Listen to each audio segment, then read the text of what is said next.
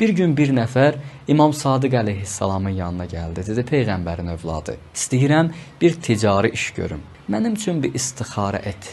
Görün bu işi görüm ya yox. İmam Sadiq əleyhissalam istixarə etdi. Dedi ki, yaxşı gəlmir. Bu işi görmə. Bu işdən uzaq ol. Bu şəxs imamın sözünə qulaq asmadı. Getdi o ticarətin dalıyca. O ticarəti yerinə yetirdi. Ticarətdə də yaxşı qazandı. Gözəl qazancla qayıtdı. Gəldi İmam Sadiqin huzuruna. Dedi, Peyğəmbər övladı, sən mənim üçün istixarə elədin bir işə görə.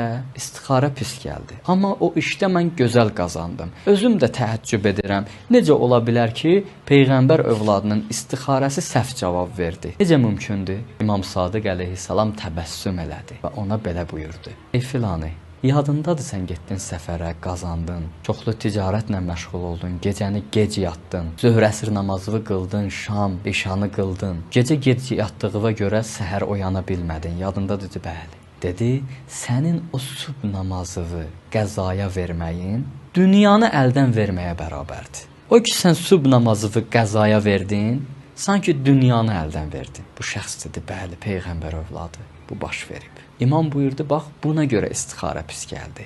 Sən belə bir vacibatdan uzaq oldun. Belə bir vacibatı yerinə yetirməkdən uzaq oldun. Ona görə bu istixarənin cavabı sənin üçün pis gəldi.